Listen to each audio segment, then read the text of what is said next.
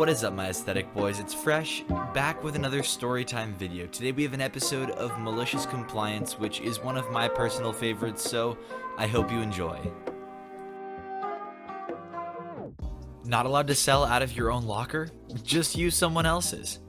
When I was in high school, a close friend of mine, let's call him Jerry, got popular for selling loads of snacks, cans of pop, sweets, the works. His father worked in business and could get wholesale access, and he bought them cheap as dirt and charged less than the local shops, but made crazy profit as a result.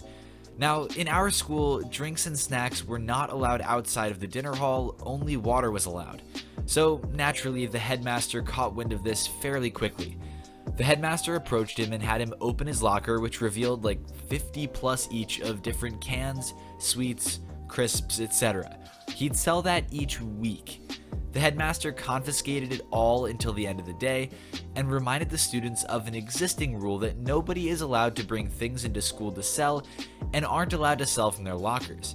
Jerry was told he'd be in serious trouble if he was caught doing this again. So, of course, he had his best friend, Luke, bring them instead, keep them in another friend, Mike's locker, and he'll sell them that way instead. When he got caught and got into trouble for selling out of the locker, he'd carry it all with him in a big bag from lesson to lesson. The headmaster was retiring that year and it was close to the end of the year, so he just gave up with him at that point. I mean, if that really was the letter of the law that you couldn't sell out of your locker, and he really was that vigilant, I'm sure he made a lot of money. Good on that man. Mother-in-law loses unsupervised visiting privileges. Background. My daughter goes to her grandma's house, my mother-in-law, one afternoon per week for grandma time. My husband always lets it be at my discretion, and I have fought my anxiety to accommodate this. Mother-in-law has tried to turn my husband and I against each other multiple times, but has since figured out we are a team. Story.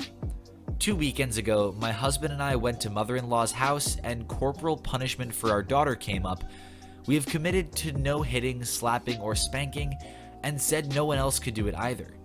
Wording is not verbatim. Mother-in-law said she is going to do it anyways because that's how they were raised and they turned out just fine. Me, I informed her that she will not. Our kid, our rules. My husband stood by me and agreed. Mother-in-law fought back and said that she will hit anyways, and in a half-joking tone said, "And if you don't like it, just don't bring her over." Me, in a cheery, made it clear I took her serious voice, "Okay." Mother-in-law was taken aback and realized she had shot herself in the foot. She tried to renege, but after all that she had put me through, I didn't let her. After we left, she called my husband and was almost in tears and asked that we not stop bringing our daughter over because she loves having her there so much. I know this woman, and she doesn't cry, and she was trying to manipulate my husband, which he agreed with.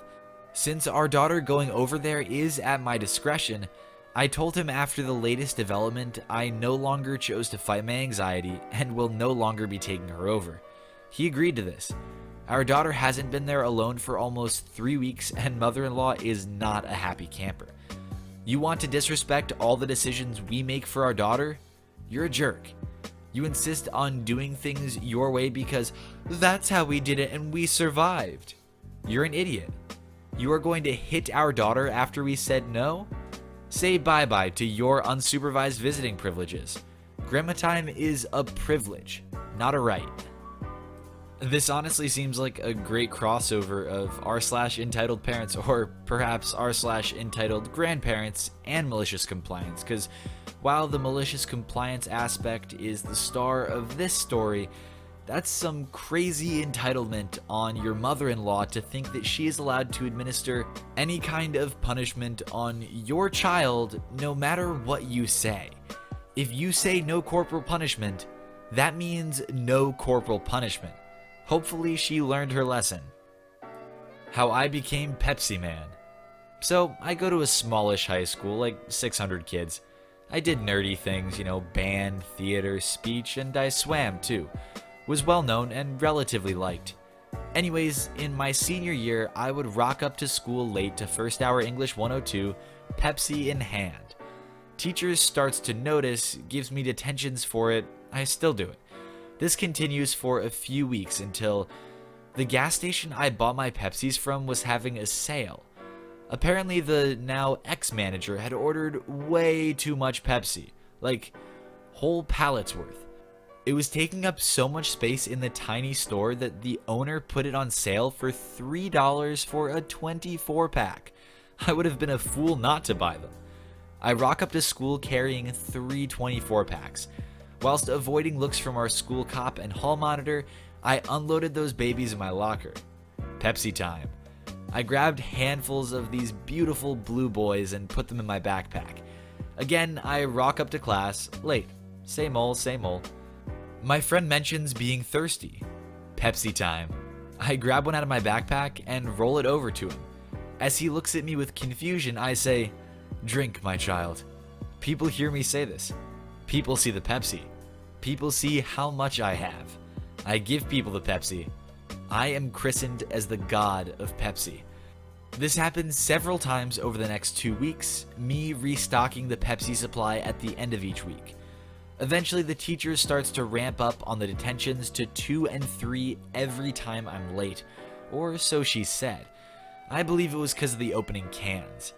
One day, she just tells me to go to the assistant principal's office. The children are left without their Pepsi. They are sad.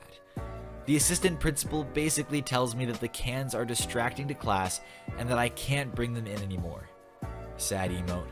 How will the children get their Pepsi? Such a fool. They'll get their Pepsi anyways. My place of work sells Pepsi for like $1, including employee discount. When I learn of this, I immediately buy about 6 of them. The next day, I leave all of my books at home. No need for them. It's Pepsi time.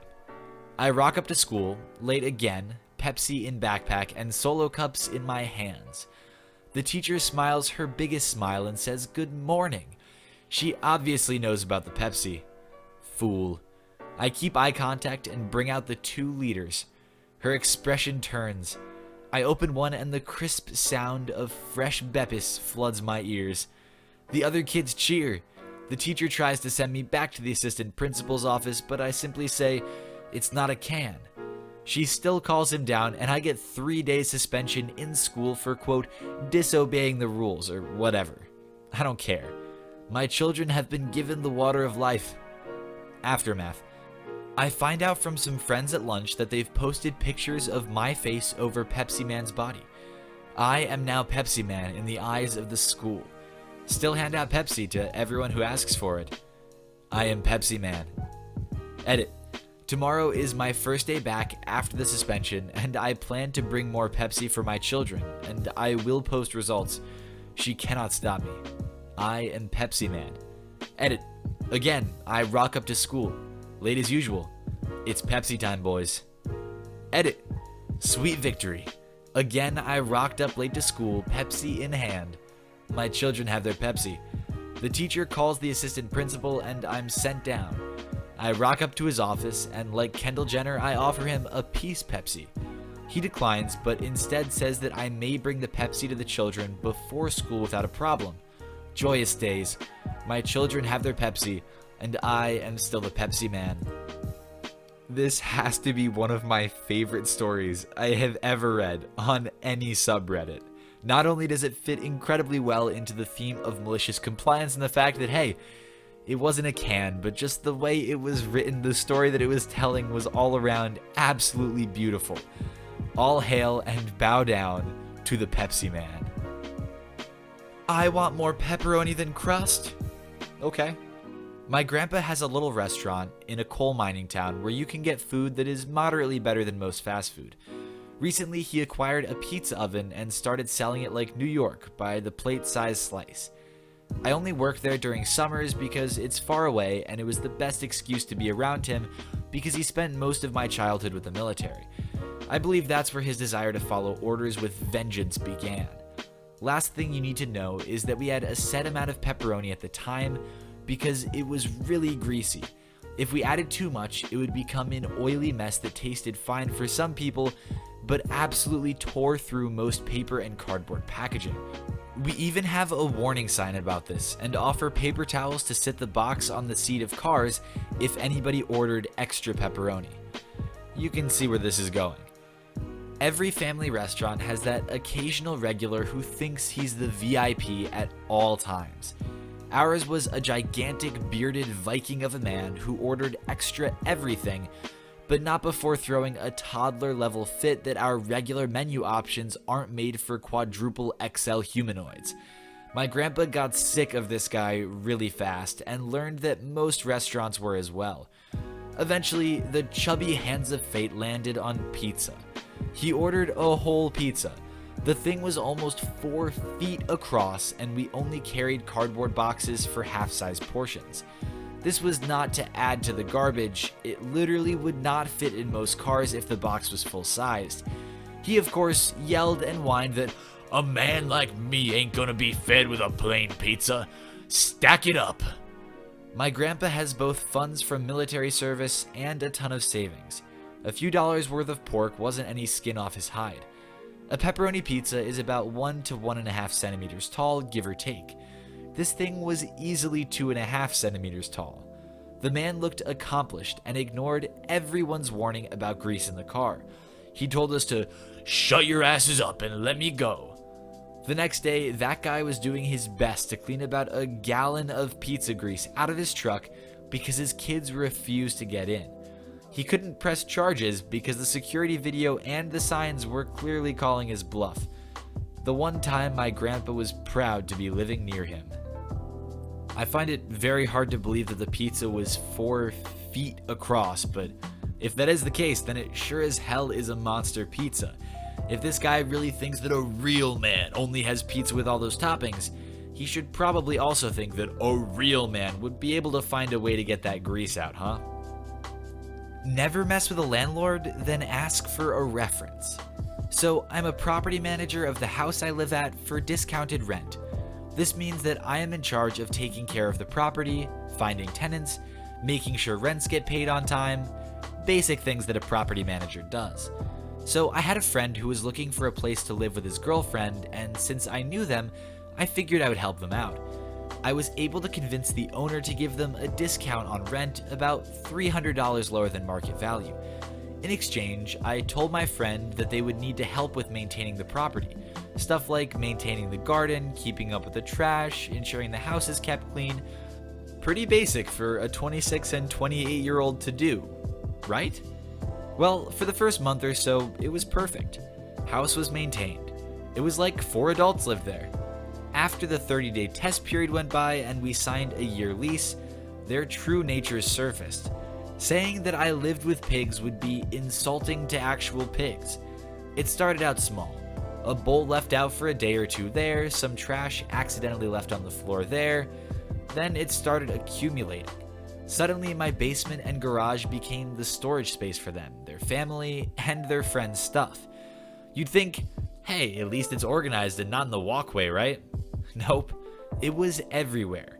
I wouldn't be able to get into the garage because a bunch of stuff would be cluttered everywhere. Dishes would be left in the sink for weeks. Bathroom wouldn't be cleaned unless I started doing it. Black mold started growing in the bathroom. Other forms of mold would be growing in the kitchen because they wouldn't clean up after themselves. We'd get ants every day because they couldn't wipe down a counter after spilling sauce. When I did the house walkthrough, their room would look like a tornado and a hoarder had a baby. Slight exaggeration? No.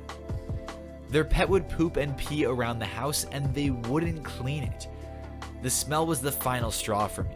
I didn't understand how I could have 4 cats and 6 litter boxes around the house, yet somehow those areas smelled better than when I walked past their bedroom door. Keep in mind their door led to a staircase and their actual bedroom was upstairs. They must have let trash accumulate for months. Finally, after about 7 months, I sent them a very professional and polite message saying that after their lease is up, it would not be renewed. I told them we would not be kicking them out, however, if they wanted to move out early, I would accept a 30-day notice and not do any charge for the early termination, and I offered to give them their security deposit in full without anything taken out if they left early. That's when things really went down. One of the tenants completely blew up on me. basically calling me a bunch of names, saying I was a horrible friend, and threatening to sue me for breaking the lease. I repeatedly told them I was not kicking anyone out and simply not renewing the lease. The remainder of their time, they decided to continue to let the house get worse, and I ended up having to get a cleaning service to help with the house. 2 months prior to their lease ending, they were several weeks late with their rent and coming up with an excuse every time I asked. They gave me their 30-day notice and then told me that because they did me a favor of moving out early, I should waive their rent for the last 2 months. I was livid but wanted just to get them out, so I paid the owner the money to get them out, costing me an extra $2,100 I shouldn't have had to pay. These people decided that since I apparently owed them more favors, they weren't going to change their address, so it looks like they have a longer residence. So we kept getting their mail for months, which I would just return it to the mailman. Then, one of the former tenants sent me a message asking me to be their reference for when they apply for apartments, as they've been saying they still live with me. Why, of course I'll be a reference. I started getting emails daily asking questions about said tenants and whether I would rent to them again. Some of them would include personal statements on what they said about themselves as tenants and asked me if I agreed with them. Now, here's where the petty revenge comes in. I dutifully did what my prior tenant asked. In fact, I'd say I went above and beyond. I answered the reference questions with complete honesty and even included pictures of the state of the house and conversations. I took every phone interview that was requested.